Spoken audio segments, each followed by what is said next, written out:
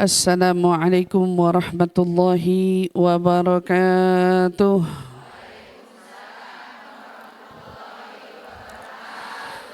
Bismillahirrahmanirrahim. Alhamdulillahi rabbil alamin.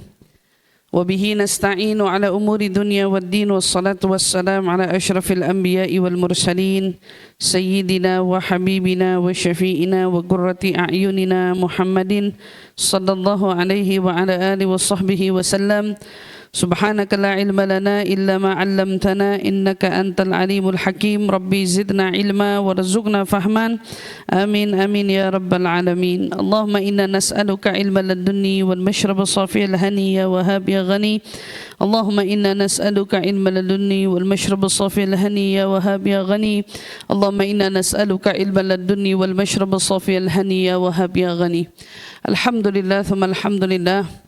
Limpahan syukur bersama-sama mari kita panjatkan kehadirat Allah Subhanahu wa taala yang telah mengumpulkan kita pada pagi hari yang penuh berkah ini. Semoga kumpulnya dan duduknya kita di sini menambahkan kebaikan, keberkahan serta mengantarkan kita kepada keridhaan Allah Subhanahu wa taala dan juga tentu kepada keridhaan Rasulullah sallallahu alaihi wasallam. InsyaAllah amin ya rabbal alamin. Tentu juga dengan harapan semoga kita yang hadir Allah gugurkan dosa-dosanya, Allah terima semua apa yang kita lakukan untuknya, dan mudah-mudahan insyaAllah Allah selalu tuntun dan bimbing kita menjadi hamba yang dicintainya. InsyaAllah amin amin ya rabbal alamin. Alhamdulillah, bila bicara tentang cinta kasih sayang Allah, maka tentu cinta dan kasih sayang Allah itu tidak perlu lagi menjadi hal yang kita ragukan. Kenapa demikian? Karena dialah zat yang dengan sendirinya menamakan inni ana ghafurur rahim. Sungguhnya aku adalah zat yang maha pengampun dan maha penyayang.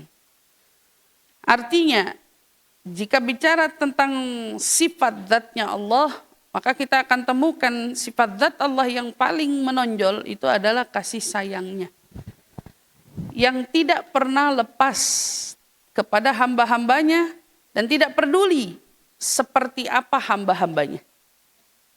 Cinta Allah yang begitu luas itu tidak bisa hanya dijabarkan dengan kata-kata.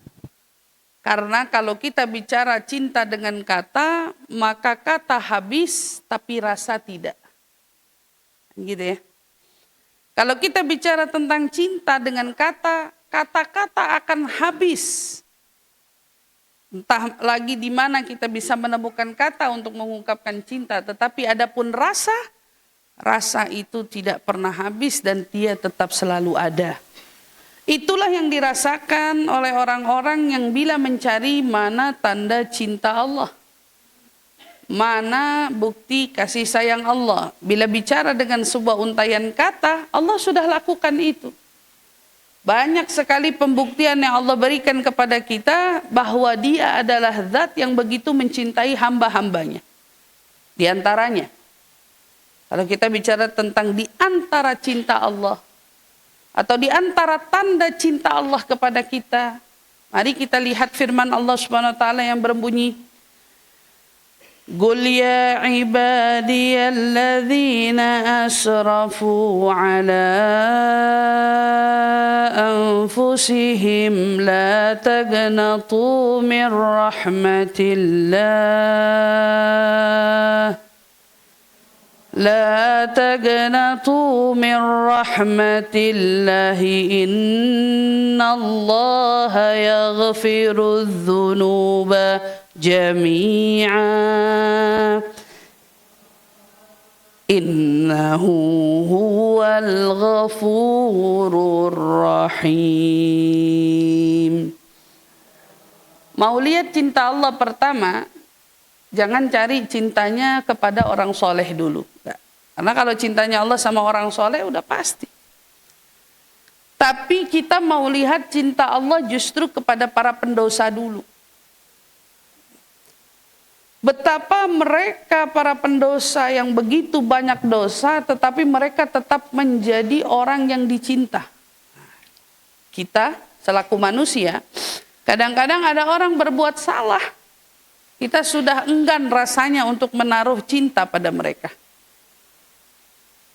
Kita menemukan kesalahan demi kesalahan orang, maka tanpa disadari runtuh rasa cinta di dalam hati kita kepada orang tersebut. Itu kita manusia, tetapi tidak dengan Allah. Qul ya ibadiyalladzina asrafu ala anfusihim. Wahai Muhammad, sampaikan kepada hambaku yang mana mereka itu telah melampaui batasnya. Dengan apa mereka melampaui batas? La tagnatu min rahmatillah.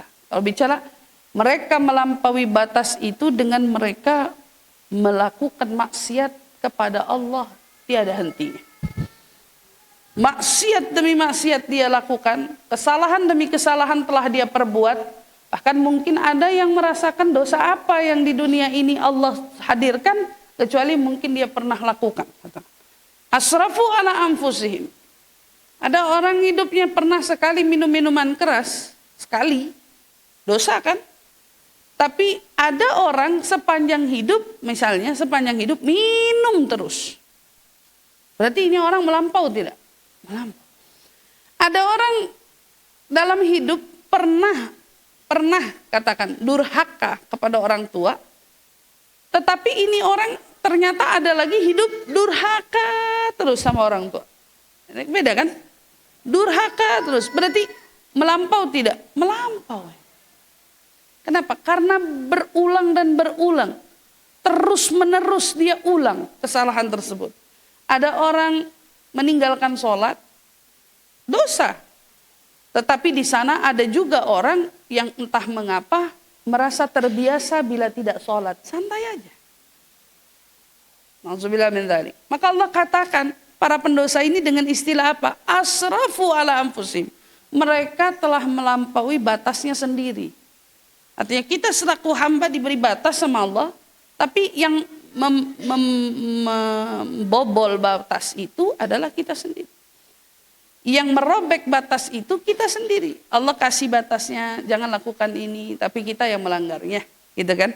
Allah bilang kerjakan sholat di waktunya, mungkin ada juga kita lah yang melanggar waktunya, kita yang menyepelekan waktunya. Allah kasih. Maka Allah istilahkan dengan asrafu ala anfusihim. Mereka para pendosa-pendosa itu yang telah melampaui batasnya, apa yang Allah ingin sampaikan? La taqnatu min rahmatillah. Jangan sekali-sekali kau berputus asa dari rahmatnya Allah. Berarti Allah tidak mau peduli seberapa banyak salah silapnya. Allah tidak mau peduli seberapa banyak khilafnya. Allah tidak mau peduli seberapa jauh dia melampaui batasnya. Tapi yang Allah ingin tekankan pada mereka, la taqnatu min rahmatillah. Jangan berputus asa dari rahmatku, kata Allah. Maka kalau ada orang suka bertanya, saya nih terlalu banyak dosa, apakah mungkin Allah mengampuni saya? Ingat baik-baik ayat ini. La taqnatu min rahmatillah. Jangan sekali-kali pun kau berputus asa dari rahmatnya Allah. Innallaha yaghfiru dzunuba jami'a. Karena Allah itu zat, bila mengampuni, dia tidak memilih-milih mengampuni dari dosa-dosa tertentu. Tapi kalau Allah sudah ingin mengampuni, dia mengampuni dosa itu secara menyeluruh. Yaghfiru dzunuba jami'a.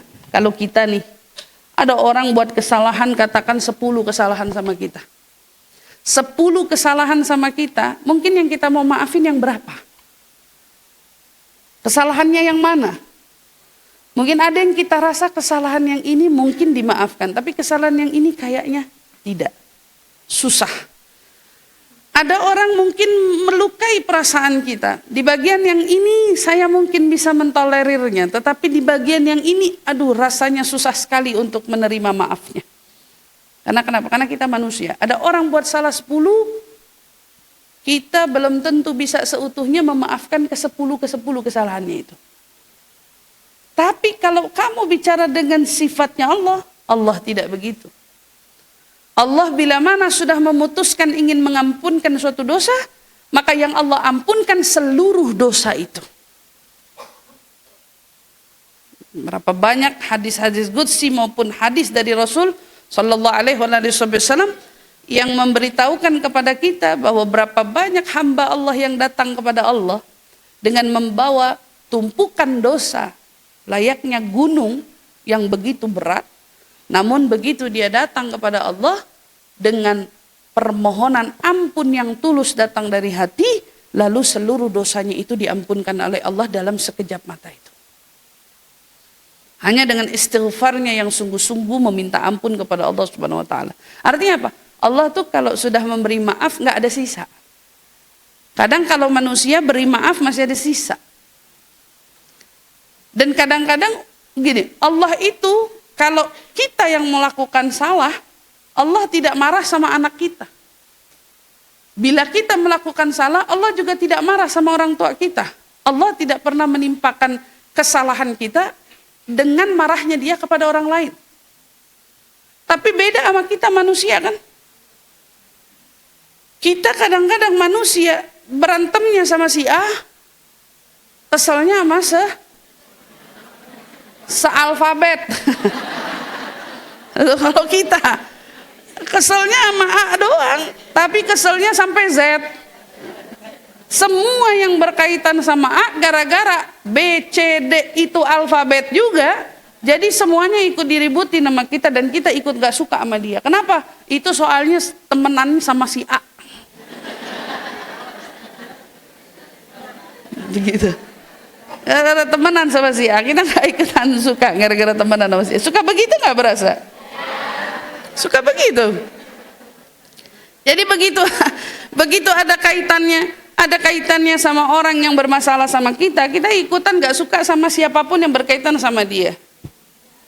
Disinilah yang menunjukkan kepada kita betapa manusia ini dipenuhi dengan apa?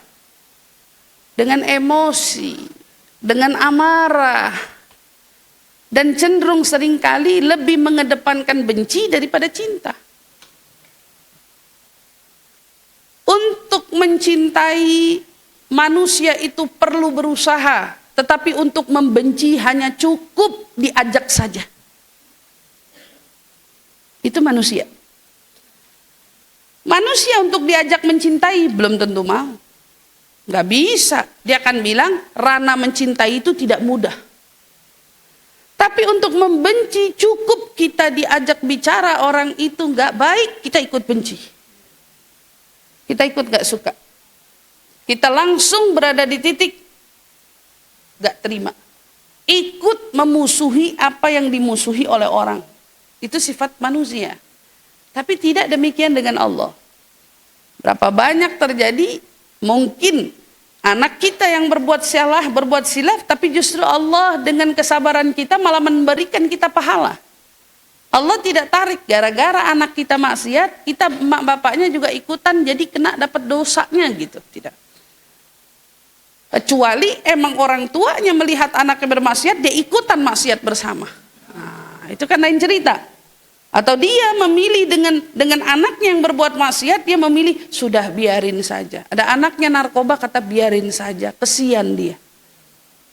Nah, ini pantas orang tuanya ikut menjadi orang yang dimurka oleh Allah. Tetapi jika ada anaknya yang salah jalan, tapi orang tuanya setiap malam mengangkat tangan, berdoa, munajat, tidak lepas untuk terus mengingatkan anak, mungkin tidak Allah ikut murka kepada orang tua tersebut? Tidak mungkin. Tapi seringkali kita, mungkin anak kita yang bermasalah dengan siapa, maka semuanya menjadi terbawa. Yang meribut anak kita, yang ikut kesal orang tua. Ikut kan? Ikut terbawa. Dengan alasan apa? Cinta. Padahal kalau Allah mau mengaitkan cinta, subhanallah, ya, subhanallah, itu luar biasa. Bagaimana menyikapi para pendosa yang Allah katakan la taqnatu min rahmatillah? Kamu jangan pernah sekali-kali pun merasa putus asa dari rahmatku, kata Allah. Berarti menganggap Allah tidak mungkin mengampuni itu kesalahan. Menganggap seolah Allah itu tidak mungkin memberi pintu jalan kebaikan untuk kita itu kesalahan. Menganggap seolah Allah itu tidak akan berbelas kasih dengan kita, itu suatu kesalahan. Yang benar adalah yakinkan dirimu bahwa Dia zat yang Maha Pengasih dan Maha Penyayang itu. Makanya Allah katakan, la taqnatu min rahmatillah, innallaha yaghfiru dzunuba jami'a. Dia Allah yang mengampuni seluruh dosa tanpa terkecuali. Kalau udah mau ngampunin, semuanya diampunin sama Allah. Innahu huwal ghafurur rahim. Dialah Allah Al-Ghafur Ar-Rahim, yang Maha Pengampun, Maha Penyayang. Maha Pengampun, Maha Penyayang. Berarti bila kita ingin melihat isyarat cinta Allah, pertama Allah berikan isyarat itu kepada siapa? Pertama kepada pendosa. Karena bila ditanya Allah hari ini, kalau Allah itu paling gembira dengan apa? Allah paling gembira dengan taubatnya seorang hamba. Saat ada seorang hamba bertaubat, saat ada seorang hamba ingin kembali ke jalan yang benar, saat ada seorang hamba ingin memutuskan tali rantai maksiat yang selama ini mereka perbuat, saat itu Allah afrah, Allah lebih gembira kepada hamba tersebut. Bahkan katanya Nabi, kegembiraan Allah melebihi apa? Melebihi kegembiraan seorang mandul tiba-tiba dapat berita hamil. Orang sudah divonis mandul sekian tahun, lama dia berharap pengen punya keturunan, tapi nggak kunjung diberi keturunan.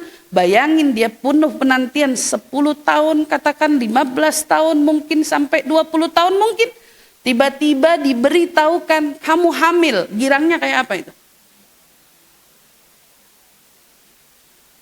Nah, kamu tahu nggak, setiap kali kita datang menghadap kepada Allah dengan penyesalan, datang kepada Allah dengan pengakuan dosa, datang kepada Allah dengan menginginkan taubat, kata Allah lebih gembira kepadamu melebihi kegembiraan seorang mandul yang dapat berita dia hamil. Senang betul Allah melihat hamba ini. Melebihi, katanya dibilang, kegembiraan seorang yang tersesat di padang sahra dengan teriknya panas yang begitu luar biasa, lalu tiba-tiba menemukan sumber mata air untuk mereka minum di sana. Kira-kira bisa kebayang nggak kesenangannya itu kayak apa itu? Orang sudah terlunta-lunta di padang pasir, kepanasan luar biasa, seolah-olah sebentar lagi menjemput kematian. Lalu tiba-tiba terlihat di sana secercah harapan, ada mata air untuk mereka minum dari sana. Gembiranya bukan main mereka yang sudah seolah diambang kematian. Allah lebih gembira melihat hambanya yang bertaubat melebihi kegembiraan orang yang sedang kehausan di tengah padang pasir tidak menemukan air atau mungkin diambang kematian. Kegembiraannya melebihi apa lagi? Rasul katakan, kegembiraannya melebihi seseorang yang punya harta yang paling berharga, paling disayang, paling dicinta, lalu kemudian harta itu hilang. Dicari ke sana kemari karena saking berharganya benda itu. Dia cari ke sana ke sini tidak kunjung dia temukan, sampai tiba-tiba di waktu Allah temukan benda yang hilang itu. Karena benda itu berharga, kira-kira rasanya gimana? Seneng banget kan? Wah, luar biasa. Rasanya seneng banget. Kira-kira seperti itulah kegembiraan yang dihadirkan dan digambarkan oleh Nabi, bahwa Allah gembira dengan taubatnya seorang hamba. Kalau ada seorang hamba taubat, Allah segembira ini menyambut mereka para pendosa itu. Ya Allah. Maka saat kita datang kepada Allah, ingin disambut bahagia oleh Allah, datanglah kita ke hadapan Allah dengan merasa bahwa kita adalah pendosa di hadapannya. Jangan datang justru merasa kita orang hebat. Jangan datang karena merasa kita orang yang layak. Atau jangan merasa kalau kita orang yang sudah bersih. Justru jika kau ingin datang disambut dengan gembira oleh Allah, datanglah seolah kamu adalah pendosa yang paling berdosa di muka bumi ini di hadapan Allah. Maka saat kita mendatangi Allah dengan perasaan semacam itu, Allah menyambut kedatangan kita dengan segembira itu. Masya Allah. Dengan segembira. Artinya apa? Hal pertama yang kita sadari, tanda cinta Allah kepada kita adalah saat kita menyadari dosa. Begitu kita selama hidup melakukan kesalahan tak kunjung disadarkan, lalu tiba-tiba kita sadar. Saya sadar saya berdosa. Saya sadar saya lalai.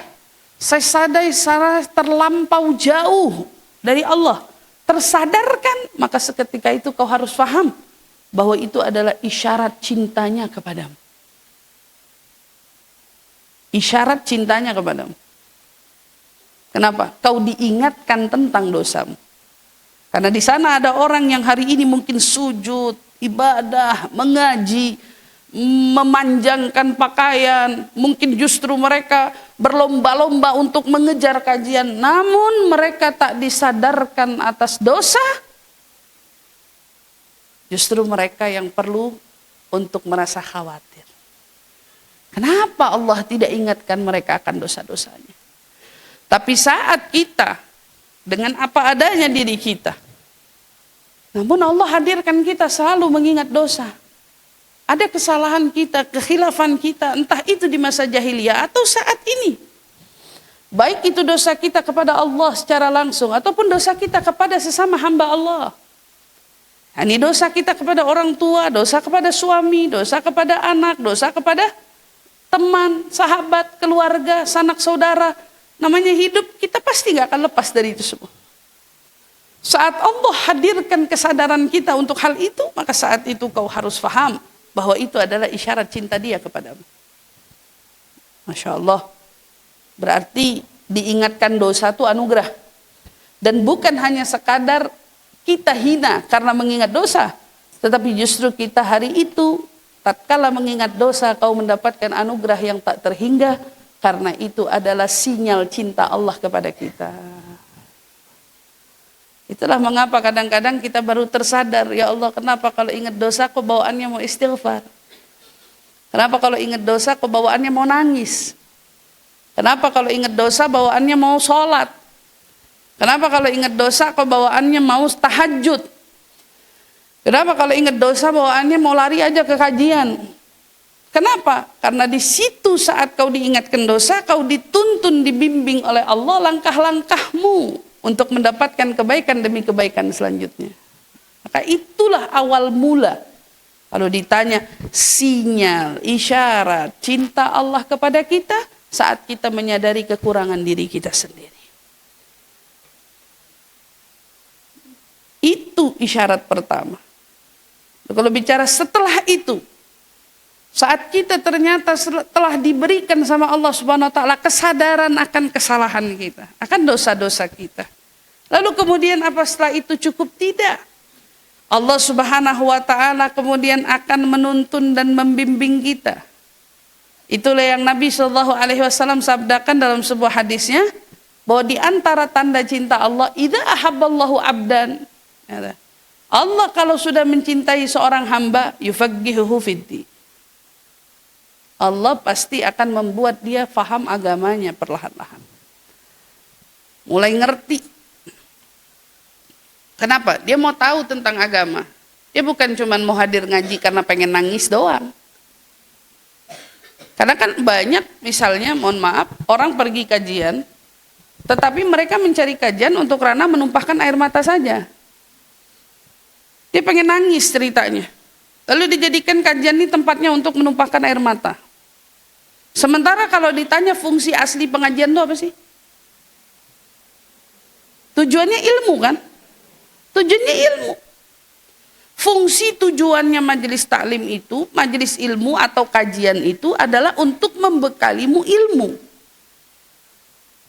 Bukan untuk kita menumpahkan air mata atau keluh kesah saja, bukan. Dan sekarang fungsi majelis taklim itu menurut saya, berdasarkan pengamatan saya, agak sedikit bergeser. Jadi orang yang fokus akan ilmunya berkurang, namun fokus pada masalah pribadinya. Padahal kalau kita mau bicara tentang tanda cinta Allah, Allah Subhanahu wa ta'ala akan giring kita. Setelah kita menyadari akan kekurangan diri, pasti orang kalau sudah sadar kekurangan belajar memperbaiki. Poinnya kan seperti itu. Kalau kita sudah sadar sama kekurangan, berarti kan belajar memperbaiki. Kalau kita sadar kekurangan kita ada di mulut, berarti kan yang kita pelajari adalah bagaimana menjaga mulut. Betul kan? Saat kita menyadari kekurangan kita terletak di hati, ternyata kita sadar saya ini mudah sekali marah, mudah sekali kecewa, mudah sekali benci, mudah sekali tersakiti rasanya gitu ya. Berarti kan yang perlu diperbaiki bagaimana cara kita membenahi hati. Bagaimana? Ada seorang sedang bermasalah dengan katakanlah dengan hidupnya. Contoh ya Bu Ibu. Ada orang sedang bermasalah dengan hidupnya. Lalu dia datang satu kali momen kajian. Dia bertanyalah kepada pembicara itu, kepada tokohnya, kepada ustadznya atau ustadzahnya misalnya. Saya punya masalah dengan rumah tangga saya. Masalahnya begini, suami saya begini. Dia cerita. Lalu dia minta solusi di tempat. Kita mau bicara, itu efektif tidak? Apalagi kalau masalah problemnya sudah menaun. Sudah tahunan. Saya mau tanya, efektif tidak? Tidak akan efektif. Kita ditenangkan sesaat. Tapi apakah itu betul-betul bisa menjadi pegangan kita? Belum tentu. Karena semua problem itu dapat diatasi dengan ilmu. Ilmulah orientasi terpentingnya. Namun sekarang orang bergeser dalam pentingnya merasa ingin berilmu. Karena mereka merasa hari ini kita bisa datang kajian kemana tempat, kita cukup mencurahkan problem kita. Lalu diberi solusi di tempat, lalu kita merasa solusinya sudah selesai. Apa masalahnya selesai? Belum tentu. Maka saat orang menyadari kekurangannya, kelemahannya, seperti apa pribadinya yang ternyata selama ini terlampau dia merasa begitu jauh dari Tuhannya, begitu jauh dari agamanya, begitu jauh dari nabinya, maka PR-nya adalah apakah Allah memberi kita tanda isyarat cinta selanjutnya? Karena saat betul cinta itu, kalau kita bilang inline, cintanya ini betul-betul terarah ya. Apa yang akan Allah giring? Allah akan giring kita dengan kita mau lebih mengerti tentang agama kita. Mau belajar, Bu. Kajian itu dicari karena mau belajar. Kajian itu dicari ceritanya karena mau berguru. Kajian itu dicari karena memang mereka butuh panduan untuk menjalani hidup. Mereka itu menghadirkan dirinya dalam kajian karena mereka merasa butuh bukan untuk penenang jiwa saja, tetapi mereka merasa butuh untuk diberi arah. Karena masalah bukan tentang hari ini saja. Masalah bisa jadi datang kapan saja dan di waktu yang tak pernah kau duga-duga. Pembekalannya mana kalau bukan dengan ilmu? Di mana pembekalannya? Saya beri contoh sederhana. Bila datang satu masa seperti yang Nabi katakan, akan datang satu masa yang pengen datang kajian banyak tapi kajiannya nggak ada. Pernah dengar hadis itu kan? Pernah dengar dong sekilas-sekilas? Nanti akhir-akhir zaman itu yang pengen ngaji banyak, tapi kajiannya nggak ada.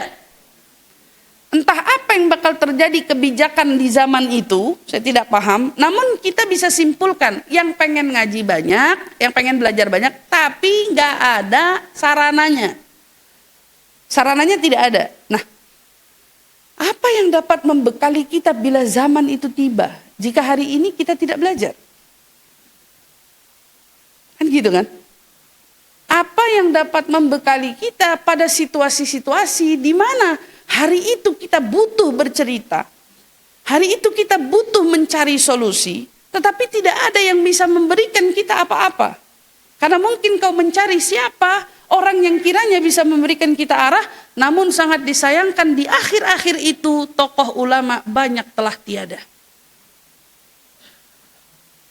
Kalau kita belajarnya hanya untuk di tempat, maka saat kita menghadapi situasi-situasi semacam itu, kita akan berada di titik kebingungan. Kemana kita mau berpegang? Karena ternyata tokoh-tokoh ulamanya tidak di depan mata. Ada. Maka bekalnya berilmu itu penting, karena itu ternyata bagian dari tanda Allah mencintaimu. Saat seseorang menyadari, yuk saya kayaknya pengen paham deh bacaan sholat itu apa. Saya kayaknya pengen paham deh surat Fatihah itu apa. Saya kayaknya mulai pengen paham deh, kenapa sih kita itu harus menutup aurat dan lain sebagainya. Saya ingin mengerti, ingin paham, maka ketahuilah saat itu berarti tangan Allah tidak melepas genggamanmu. Dia terus menuntunmu, membimbingmu untuk apa? Yuk, hari ini kau harus belajar mengenali tentang agamamu. Mengenali tentang nilai-nilai dari ajaran nabimu. Kamu harus paham bahwa agama kita begitu terstruktur dan begitu indah dengan segala ajaran-ajaran yang ada di sana. Subhanallah. Saat kita menyadari itu, tambah ilmu pengetahuan kian hari di hati kita, maka saat itu kita menyadari, alhamdulillah, Allah masih mencintai kita, sehingga hari ini Allah masih tuntun kita untuk menghadiri kajian-kajian ilmunya. Gitu. Berarti duduknya kita di sini juga bagian dari isyarat cinta Allah, tidak? Isyarat dari cinta Allah kepada kita, karena Allah tetap menuntun dan membimbing kita untuk mana? Untuk hadir di tempat di mana kita lebih bisa mendekatkan diri kepadanya, lebih bisa memahami tentang agama-agamanya yang Allah turunkan kepada Nabi kita Muhammad sallallahu alaihi wa ala alihi wasallam. Insyaallah, amin ya rabbal alamin. Nah, dari situ kita paham, ya Allah, indah betul saat seorang yang menyadari kekurangan, lalu dia bergegas untuk memperbaiki kehidupannya, untuk menyempurnakan kekurangannya dengan ilmu, dengan syariat, dengan sunnah Nabi Muhammad SAW. Maka orang ini berarti adalah orang yang kita katakan tumbuh. Ini tumbuh namanya, Bu. Ini berarti dia mengikuti proses yang benar. Saat sahabat Nabi ridwanullah alaihim ajmain, mereka yang tadinya jahiliyah, lalu kemudian masuk ke ranahnya Islam, mereka ikut jejak Nabi sallallahu alaihi wasallam. Coba perhatikan, Bu, mereka menyadari dan menyesali kekhilafan mereka di masa silam. Walaupun pada saat itu apa sih yang mau ditangisin sama mereka? Orang Nabi aja belum ada. Pernah nggak sih kita mikir? Mereka yang berbuat khilaf di masa itu, mereka tidak terhitung dosa kan? Karena masa itu nabinya belum diutus. Tapi mereka mulai terhitung dosa saat Nabi mulai diperintah sama Allah untuk menyebarluaskan Islam. Turun wahyu, Nabi diperintah ngajak orang ke agama Allah. Pada saat itu orang yang membangkang, yang menolak mendapatkan dosanya, kan gitu. Sebelum-sebelumnya mereka dengan kejahilannya, kebodohannya, artinya kan tak terhitung itu. Tapi mereka menyesali. Sayyidina Umar dulu pernah ngebunuh anaknya. Tiap waktu dia ingat, dia nangis. Padahal di waktu itu kan bahasanya, di waktu itu dia belum ketemu agamanya gitu, ibaratnya. Tapi dia menyesali perbuatannya akan kekhilafannya itu.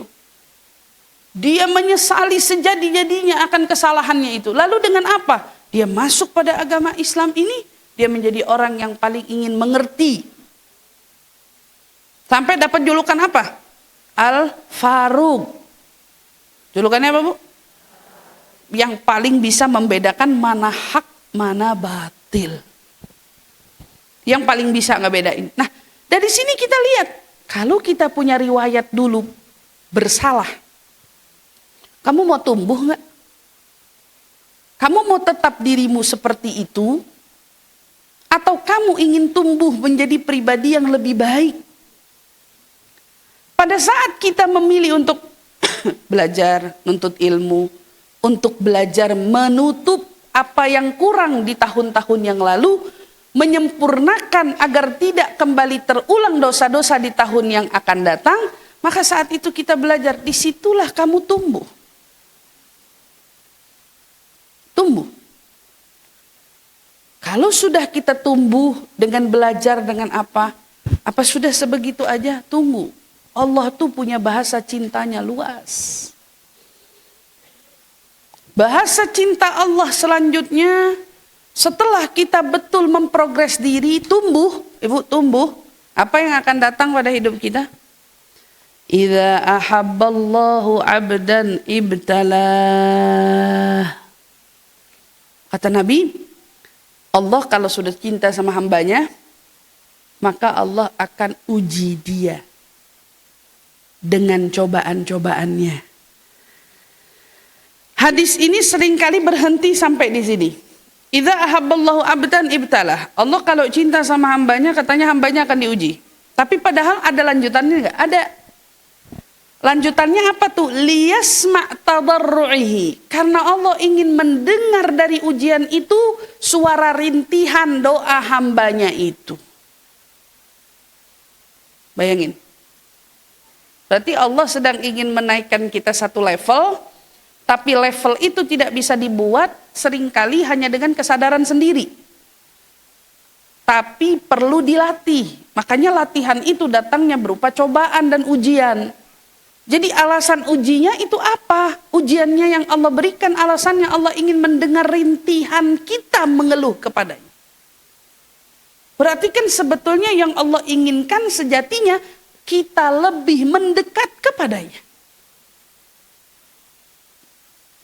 Begitu kita hidup, apalagi dengan orang yang mau tumbuh, mau berprogres, mau menjadi orang yang baik, diuji apa tidak hidupnya?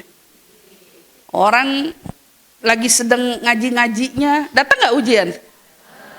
Orang lagi sedang mau menata hatinya, datang nggak ujian? Orang lagi sedang kepengen rajin-rajinnya belajar, datang nggak ujian? Tapi kalau kamu tanya, ujian itu datangnya kenapa? Bukan karena Allah tidak menyayangimu, bukan karena Allah ingin terus mengusik hidupmu, bukan juga karena Allah ingin memberimu takdir buruk dan lain sebagainya dalam hidupmu. Lalu apa tujuannya? Karena Allah ingin mendengarkan keluh kesahmu yang mengadu hanya kepada Allah. Hanya kepada Allah. Jadi kalau kita difitnah, larinya kemana? Kan yang ditanya, idza ahabballahu 'abdan ibtalah. Kalau Allah mencintai hambanya, maka Allah akan uji hamba itu. Diberi bala musibah hamba tersebut. Karena Allah mau dengar, hambaku yang diuji siapa yang mengadu kepadaku. Beda ya Bu. Kalau kamu dengar istilah tadarru, tadarru itu berarti betul-betul mengiba, memohon, mengadu sama Allah. Beda sama orang yang datang kepada Allah tapi mendikte. Kita selaku hamba seringkali datang kepada Allah tapi mendikte, bukan merayu. Padahal dalam menyikapi ujian Allah cukup merayu. Karena yang Allah mau apa? Liyasma' tadarruhi. Allah mau dengar rintihan keluh kesah kita yang mendekat kepadanya, bukan dikte kita. Lagian kalau dipikir-pikir, siapa kita berhasil mendikte Allah? Jadi kan kadang-kadang suka kita nggak sadar kalau kita selaku hamba tuh mendikte ya. Ya Allah kenapa begini? Nyadar nggak sih bahasa kenapa begini itu diktean kita kepada Allah? Iya kan? Ya Allah kok begini? Bukankah saya sudah begini? Kayak ngajarin Allah ya. Seolah-olah dia mau ngasih tahu, saya kan udah sholat, udah apa, masa engkau begini gitu. Kalau dipikir-pikir, itu pantas gak terucap dari kita? Kan gak pantas. Bener-bener gak pantas kalau dipikir. Nah, disinilah yang sering kali terjadi, sama-sama mendekat ke sejadah, sholat, tapi ternyata poinnya gak dapet. Mereka bukan datang dengan tadarru, bukan datang dengan merendah ingin mengadu dan berkeluh kesah untuk mendekat, justru mereka datang mendikte. Dia datang ke Allah tapi dia marah. Dia datang kepada Allah tapi dia kesal. Dia datang kepada Allah tapi dia mempertanyakan akan ketetapan-ketetapannya. Kenapa saya begini ya Allah? Kalau dia diuji oleh suami, maka dia akan datang dengan kemarahan. Kenapa ya Allah? Apakah aku begitu buruknya menjadi seorang istri? Sampai-sampai suamiku begini. Lagi ngapain dia? Lagi ngeluh? Bukan. Dia lagi mendikte. Pada saat ujiannya datang melalui ekonominya, dia pun berkata, ya Allah, sholat duha udah. Gitu katanya. Sholat duha udah, katanya. Baca waqiah udah, kata dia bilang. Pokoknya semua amalan yang buat dia katanya ini ngelancarin rezeki udah aja pokoknya. Semuanya udah dikerjain. Ngaji juga udah, kata dia bilang. Kajian udah. Semuanya dia merasa sudah. Jadi kan dia yang nunjukin list amalnya ya. Lah padahal kalau dipikir-pikir emang Allah butuh? Nggak butuh, dia maha tahu. Tapi kita datang bawa list amal kita. Saya udah sholat duha, saya udah baca waqiah. Dia jelasin sepanjang-panjangnya semua perbuatannya itu. Tak kata Allah, saya juga tahu. Kita sama-sama datang ke sejadah, tapi kita membawa cara dan sikap yang berbeda. Sementara di balik tujuan adanya satu ujian ataupun musibah yang Allah berikan kepada kita, Allah mau dengar kita mengadukah kepadanya dengan merintih, memohon pertolongan darinya, seperti Nabi SAW yang berkali-kali gitu ya, disakiti, dizolimi, diuji, tetapi Nabi tidak pernah datang mendikte Allah, tetapi Nabi justru datang mengadu. Apakah mengadukan orangnya? Tidak, mengadukan hal ihwal dirinya. Ya Allah, ashku ilaika du'fa quwwati. Coba, apakah Nabi ngaduin orang Taif waktu itu? Dia mengadukan kelemahan dirinya. Ya Allah, aku mengadu kepadamu. Ku keluhkan akan lemahnya diriku ini. Ya Allah, aku lemah. Berarti menyadari bahwa diri yang lemah saat dibenturkan oleh satu musibah lalu menghadap kepada Allah, itu adalah yang sejatinya diinginkan olehnya. Allah pengen kita datang mengaku lemah. Jadi begitu kita diuji sama ekonomi, ya Allah, ku akui lemah betul diriku ini menyikapi dunia. Lemah betul diriku ini saat tidak mampu membeli sesuatu yang kubutuhkan di dunia. Ngadu aja sama Allah, tapi caranya sopan. Bukan mendikte. Makanya kan dibilang. Jadi ngadu sama Allah caranya sopan. Dan memang itu yang Allah mau. Berarti kalau tokennya belum dibayar, bukan yang diributin susah banget nyari kerjaan. Atau mempersalahkan kurangnya apa dan lain sebagainya. Datang kepada Allah, ya Allah lemah betul, sebegitunya aku butuh pertolonganmu. Bahkan hanya untuk sebuah listrik di dalam rumahku. Tunjukkan kepada Allah sebutuh itu kita sama dia. Sampai-sampai bahkan untuk makan pun aku bersandar padamu ya Allah. Ya Allah, sebegininya aku butuh padamu. Jadi kalau kita belajar tasawuf itu Bu, begitu kita, kenapa ada istilah mintalah garam? Ada Allah. Lah minta garam sama Allah. Kalau pikir-pikir minta garam sama Allah. Ada arti gak sih minta garam sama Allah? Yang punya lautan dia. Bahasanya gitu kan. Tapi mintalah sama Allah walau garam di rumahmu. Artinya apa? Tunjukkan kebutuhanmu pada Allah walau hanya pada kebutuhan garam di rumahmu. Nggak butuh suami untuk ngisi garam. Berarti tidak menunjukkan bahwa kita butuh siapa? butuh orang lain untuk menopang hidup, tetapi datang pada Allah. Walau kebutuhanmu hanya seberat garam di rumahmu itu. Garam suruh datang minta sama Allah.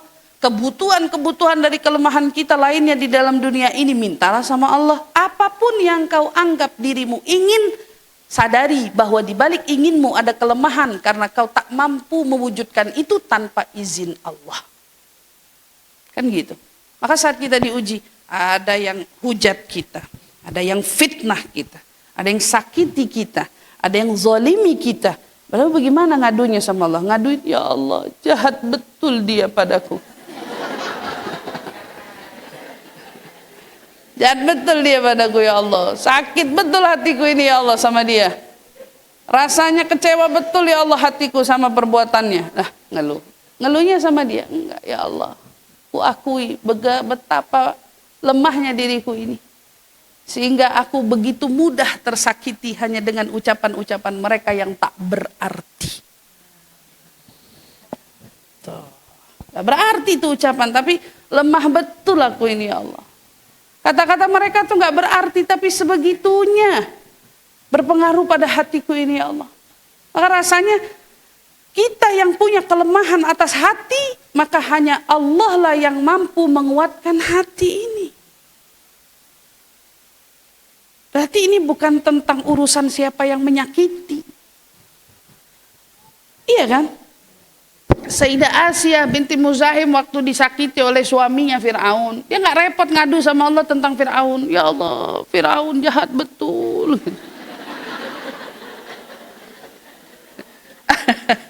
Enggak, ya. Ya Allah, Fir'aun jahat betul. Dia nggak ngaduin Fir'aun, dia cuman fokus sama apa yang dia butuhkan pada dirinya. Ya Rabb, ya. Rabbi ibnili baitan fil jannah. Ya Allah, tolong bangunkan aku istana di surga. Berarti kan yang dia butuhkan di sini tentang mengadu yang dia inginkan. Kebutuhannya apa? Maumu apa? Itu yang dia sebutkan di situ oleh Asia. Ya Allah, tolong bangunkan aku istana di surga. Wa najjini min fir'auna wa mamma, dan tolong selamatkan aku dari Fir'aun dan juga semua orang-orang yang ada di sekitarnya. Aku minta selamat ya Allah. Tapi dia tidak mengadu tentang zolimnya dia, jahatnya dia. Karena Allah nggak perlu itu semua, dia udah tahu. Dia udah tahu. Gitu ya. Mau kita disakitin sama siapapun dalam hidup, mau dizolimin, mau dihakimin, mau dikecewain gitu ya.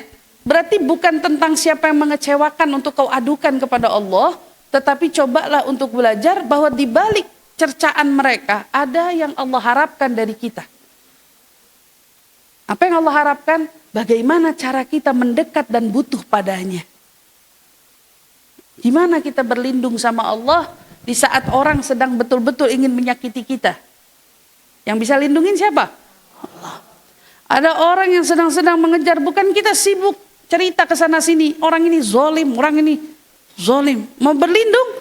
Ngadulah sama Allah. Ya Allah, aku berlindung kepadamu dari kejahatannya semua manusia, semua jin, semua syaitan, semua iblis.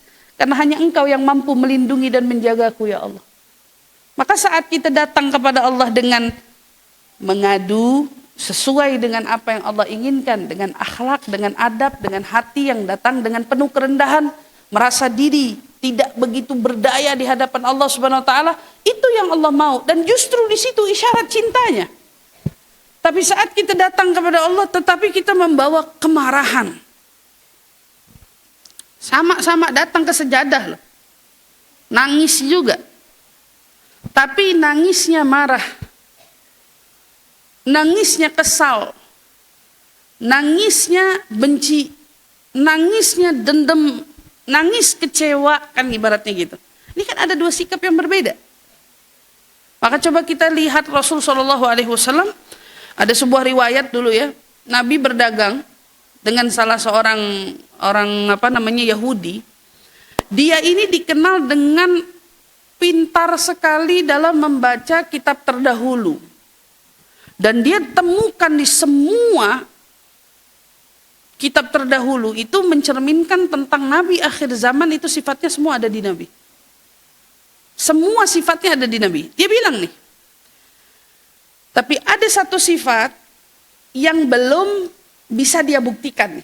Maka dia sendiri yang pengen buktiin. Sifatnya apa tuh, Bu? Sifatnya dia pengen pancing emosi Nabi.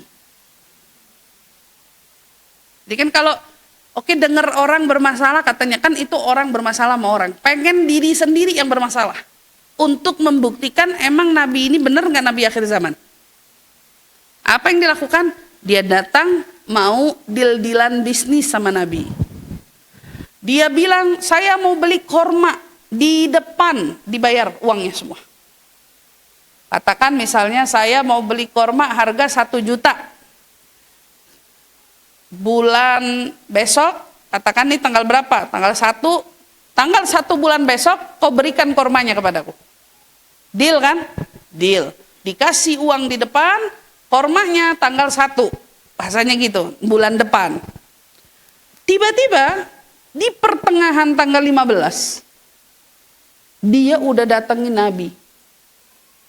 Datang bukan dengan cara yang baik, datang tiba-tiba langsung tarik baju Nabi. Nabi punya baju langsung digini lehernya. Hei Muhammad, katanya dia bilang, kamu jadi orang yang amanat. Udah ngeyel kan? Yang amanat. Sekarang lunasi hutangmu padaku. Padahal belum waktunya. Masih ada 2 minggu lagi. Nah kalau kita gimana kira-kira? Ya pasti setidaknya nih orang waras, perjanjiannya aja ada. Tapi udahlah datang petantang petenteng, galak pula, narik baju lagi, setengah nyekek. Songong kan? Salah banget nggak posisinya? Salah banget. Itu Sayyidina Umar ngeliat, ya Rasulullah, izinin saya tebas leher dia. Masa Sayyidina Umar kesel aja bawaannya. Sayyidina Umar udah main cap ngeluarin pedang aja, biar saya tebas lehernya, karena ini orang nggak sopan, kata Sayyidina Umar bilang. Rasulullah dengan santainya, makin disakiti makin sabar dia, makin disakiti makin lembut dia. Hebat nggak tuh? Disakiti, Rasulullah cuma jawab, Umar, antara urusanku dengan urusannya nggak ada urusannya sama kamu. Digituin. Urusanmu cuman apa? Rasulullah bilang, urusanmu itu cuman ingatkan dia menagih yang baik, ingatkan aku membayar yang baik. Orang lagi kesel mancing emosi dengar jawaban Nabi ngangak, Bu. Saya ini lagi ngajak ribut. Malah Sayyidina Umar yang ditegur. Terus Nabi bilang, sekarang pergi ke gudang, kata Nabi, ambil kormanya, lebihkan 20 sok. Pakai dilebihin. Kata Sayyidina Umar bilang, Rasul, kan kormanya misalnya gitu ya, cuman 10 karton. Lah kenapa jadi dilebihin? Jadi dilebihin katakan 2 karton gitu ya. Lebihin 2 karton. Jawaban Nabi apa? Di depan yang malak, di depan yang nagih. Karena kamu sudah ngeluarin pedangmu di depan dia.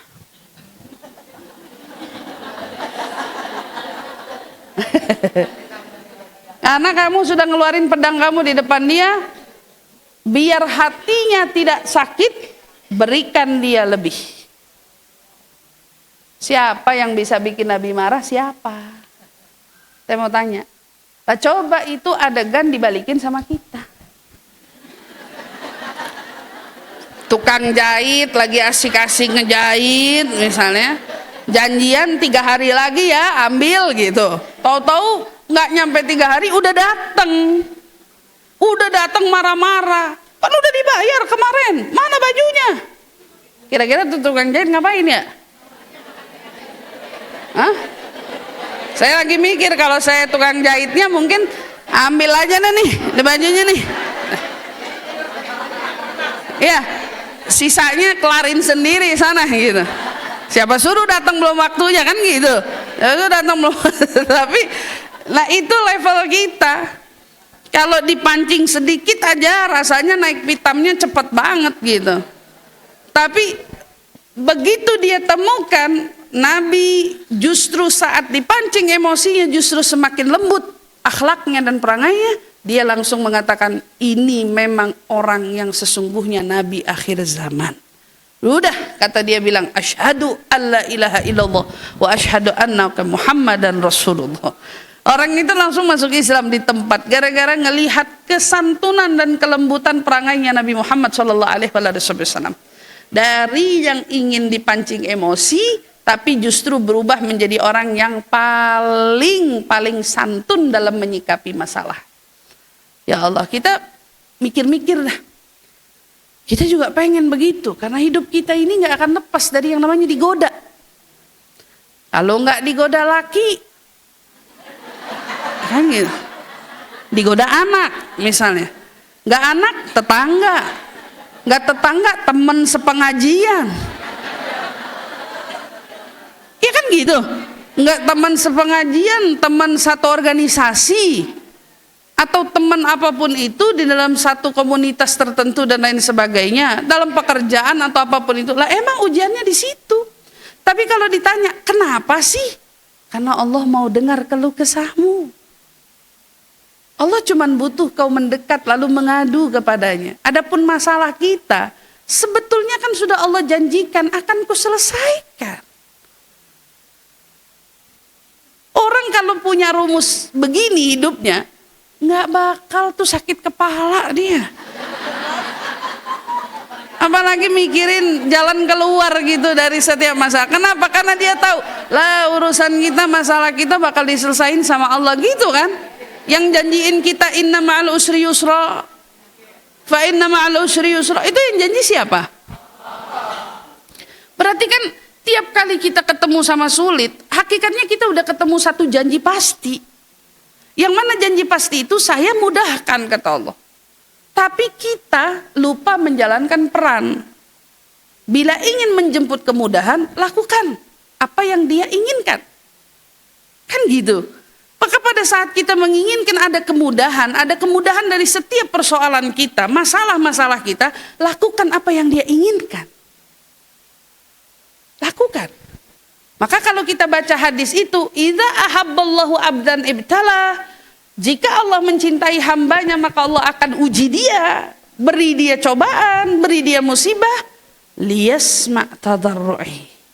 Karena Allah mau dengar keluhan dia, ngadunya dia sama Allah. Berarti Allah mau tahu seberapa kamu butuhnya sama pertolongan Allah. Ada masalah apa aja, udah pasang badan datengin Allah aja. Ada urusan apa aja, pasang badan ngadep sama Allah aja. Mau diuji dengan seberat apapun ujiannya, datang ngadep aja sama Allah. Kuncinya jangan datang dengan kemarahan. Jangan datang dengan kebencian, jangan datang dengan keangkuhan, jangan datang dengan kesombongan, tapi datanglah dengan hati yang dipenuhi dengan kerendahan, yang menyadari bahwa kita adalah hamba yang tak lepas dari kelemahan, dan hanya dialah satu-satunya zat yang memiliki kekuatan. Dia zat yang memiliki kekuatan itu. Maka jaga. Sekarang kalau kita punya musibah, kenapa musibah itu selalu dilihat dengan cerminan anugerah? Karena ternyata bila kita menyadari di balik musibah karena Allah ingin kita mendekat kepadanya, kurang anugerah apa itu? Kita hari ini Bu, kalau mau ngedekat kemana? Ke orang besar, petinggi negara, petinggi-petinggi wilayah. Gampang gak sih deketin mereka? Bisa Ibu datang ketuk pintu rumahnya kapan aja? Hah? Bisa nggak? Terus seumpamanya kita bisa pun, anggaplah kita katakan bisa bertemu dengannya pun, dipanggil apa kagak itu? Dipanggil nggak kita? Ketemu sama dia, bisa nggak nyampe ke sana kalau nggak dapat undangan? Berarti dipanggil kan? Harus ada undangan. Mau ke Istana Negara kalau nggak punya undangan, mau lewat mana pintunya? Pintunya mau lewat mana? Ibu mau nyusup bisa emangnya? Nggak bisa, di sana resmi, harus ada undangan buat masuk. Iya kan? Orang mau datang kepada Allah, ada jalur resmi? Allah perlu jalur resmi nggak? Allah membuka siapapun yang ingin mendekat kepadanya. Baik dia pendosa, ataupun dia sudah berada pada titik baiknya. Dia orang yang lalai atau dia orang yang betul-betul sudah berada pada kesadarannya. Dia orang yang tadinya bermaksiat, apakah sekarang dia adalah orang yang dipenuhi dengan taat? Allah buka selalu pintunya. Justru kitalah di sini yang patut bersyukur bahwa ternyata untuk mendekat kepada Allah bahkan kita semua diberikan jalan kemudahan yang sedemikian rupa. Namun saat kita datang, pandai-pandailah. Mungkin nggak kita datang dapat undangan ke satu tempat yang kita anggap sekarang itu adalah tempat yang paling bersih dan paling terjaga. Tuh katakanlah misalnya Istana Negara atau apapun itu. Bisa nggak sih kamu datang pakai baju asal-asal yang kamu mau? Apa mereka punya protokol sendiri untuk kamu masuk ke wilayah tersebut? Setidaknya Allah cuman ingin datanglah kepadaku menyesal, menyadari akan kelemahan dan kebutuhanmu kepadaku. Datanglah dengan tunduk, datanglah dengan merasa butuh, datanglah dengan merasa kalau kau adalah hamba, datanglah dengan merasa aku adalah Tuhan. Datanglah seperti itu yang Allah mau dari kita semua. Saat kita sudah bisa memahami bahasa isyarat cintanya dengan apa? Dengan musibahnya, dengan ujiannya, dengan segala bentuk datangnya godaan-godaan dalam hidup yang kita jalani selama ini. Maka kemudian lihatlah isyarat cintanya yang lain. Ini aja, terakhir saya sampaikan. Apa isyarat cinta Allah yang lain? Idza ahabballahu 'abdan nada Jibril. Innallaha qad ahabba fulanan fahibbu Jibril. Jika Allah mencintai seorang hambanya, maka Allah akan memanggil malaikat Jibril. Jibril itu malaikat yang paling akhir wafatnya ya. Dia sampai sekarang masih hidup kan, belum wafat. Jibril masih ada walau tugasnya katakan udah kagak ada. Tapi masih ada. Apa yang karena dia malaikat paling mulia kan? Ya. Apa yang Allah lakukan? Idza ahabballahu 'abdan nada Jibril. Allah kalau cinta sama seorang hamba, Allah panggil Jibril. Jibril. Ini qad ahibbu fulan. Aku jatuh cinta sama fulan. Saya suka sama hambaku fulan. Dia kuuji, namun dia sabar. Dia kuberi musibah, namun dia mendekat. Dia kuuji dengan kekecewaan, namun dia justru menaruh cinta kepadaku seutuhnya. Dia kuuji dengan rasa sakit, tapi dia justru datang meminta kesembuhan padaku. Macam-macam. Ini qad ahibbu fulan. Jibril ketahuilah, ini fulan aku jatuh cinta sama dia. Fahibbuhu Jibril. Kata Allah, cintai dia. Pertama yang disuruh cinta siapa? Jibril. Kamu juga harus cinta sama dia. Fahibbuhu Jibril. Maka dalam hadis itu bilang, Jibril pun ikut cinta dengan hamba yang Allah cinta. Dapat cinta Allah, cinta Jibril. Berarti Jibril cinta. Iya. Kemudian apa yang dilakukan Jibril? Jibril bikin pengumuman untuk seluruh penduduk langit. Jadi kalau ibu lihat, bumi dan langit ini, bumi itu terbagi 3. Untuk siapa yang tinggal di sana? Ada manusia, ada hewan, ada jin atau syaitan. Ini 3 di bumi ini. Ya. Tapi kalau langit, isinya siapa? Malaikat semua. Bahkan saking penuhnya itu malaikat, yang gak kehitung jumlahnya itu di langit. Itu sampai katanya setengah jengkal itu malaikat. Jadi bisa kebayang gak padatnya kayak apa. Kita di bumi nih, kajian nih, begini. Serapat apa? Saya aja sama ibu-ibu ada jarak. Iya kan? Terus luar itu kosong kan? Berarti tidak sepadat itu kan manusia. Tapi kalau kamu lihat langit, langit sepadat itu oleh malaikat. Bahkan sampai setengah jengkalnya aja malaikat. Jangan sejengkal, setengah jengkalnya malaikat. Jadi kalau bicara langit, langit itu crowded.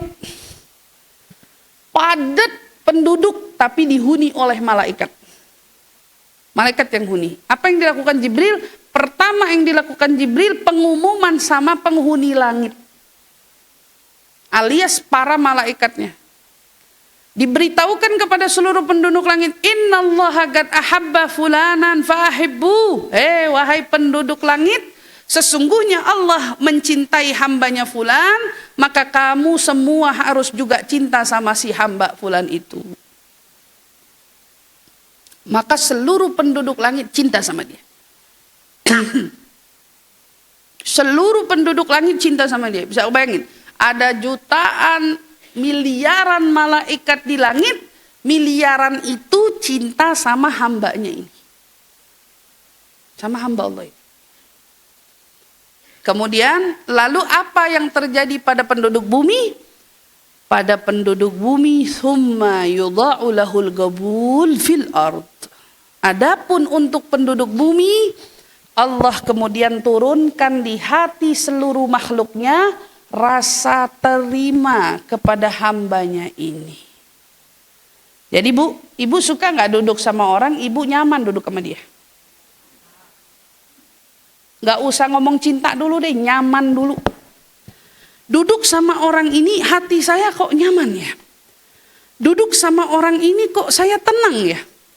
Duduk sama orang ini kok saya happy ya. Duduk sama orang ini, itu bisa jadi tanda-tanda. Orang ini yang duduk di mana aja membawa keteduhan dan ketenangan, membawa kebahagiaan, kenyamanan, kebaikan, orang ini bisa jadi adalah orang yang dicinta Allah. Orang yang dicinta Allah itu. Kenapa? Karena Allah akan meletakkan hati setiap makhluknya menerima pada dia.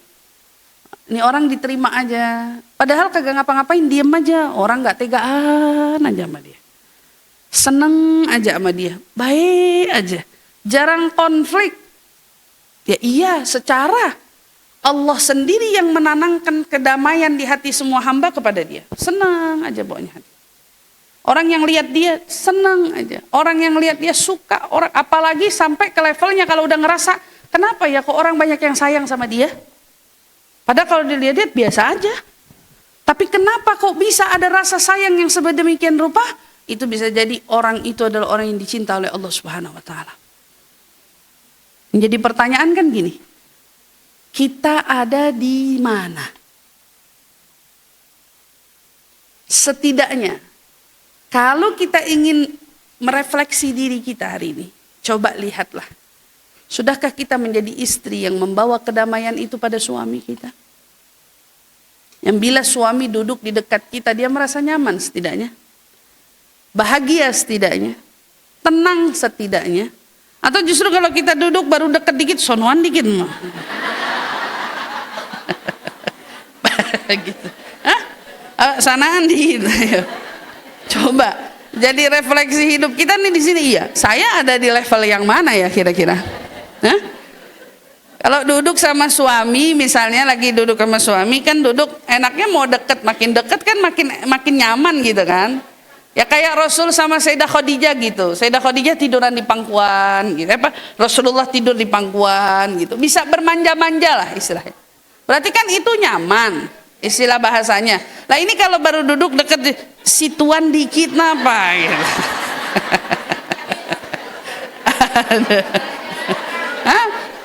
Seenggaknya kan kita bisa ngebaca, oh saya berarti tidak semenenangkan itu.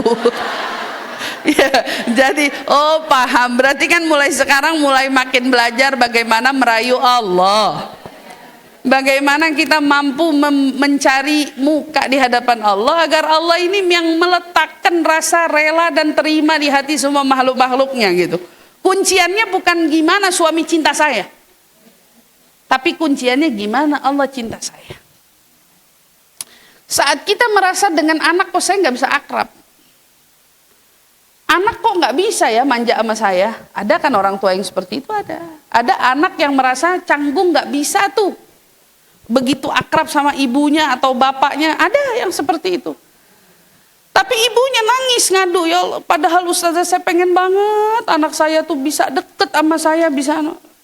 PR-nya bukan tentang gimana kau menaklukkan hati anakmu. Tapi PR-nya adalah bagaimana cara kau menaklukkan hati Allah agar Allah melunakkan hati bahkan semua anak-anakmu. Kan gitu.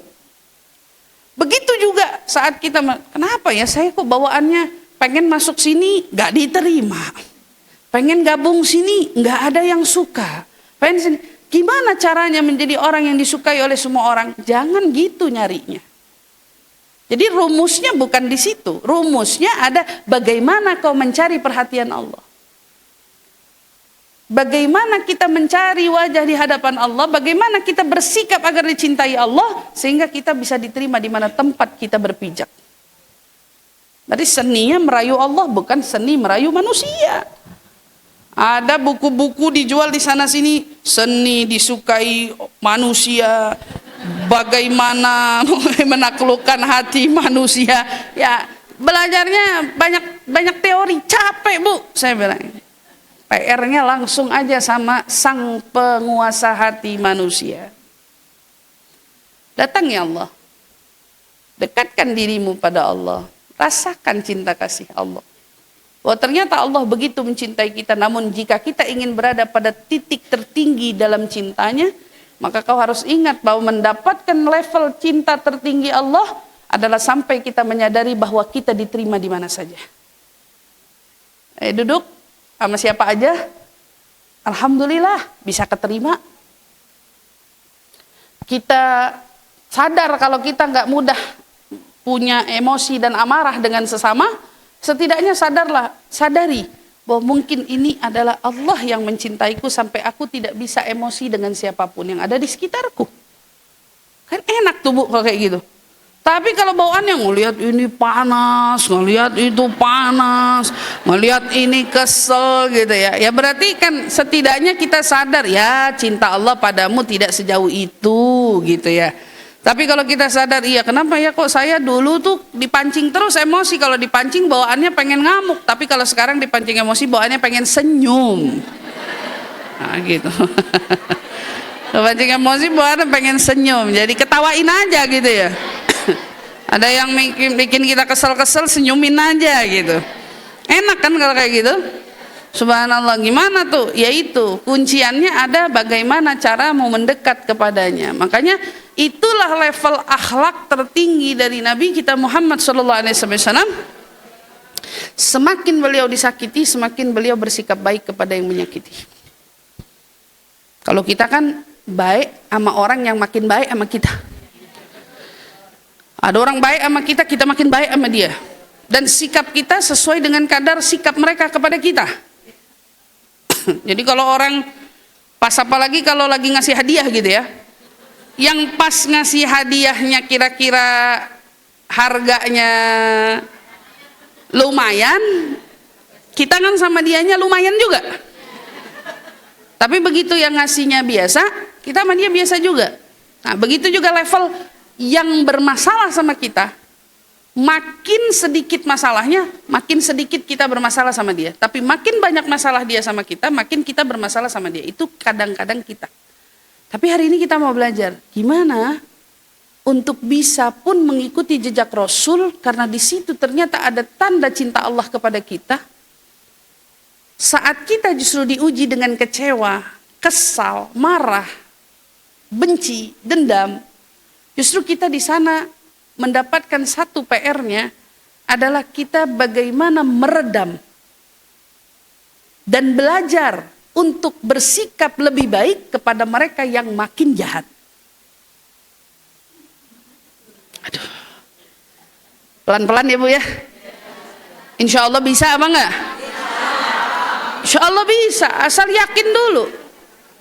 Makin jahat orang, makin baik kita. Makin disakiti kita, makin baik kita. Makin dikecewakan kita, makin baik kita. Artinya makin terzolimi kita, makin baik kita. Artinya, Jangan dibalik gitu. Makin terzolimi, zolimi lagi gitu.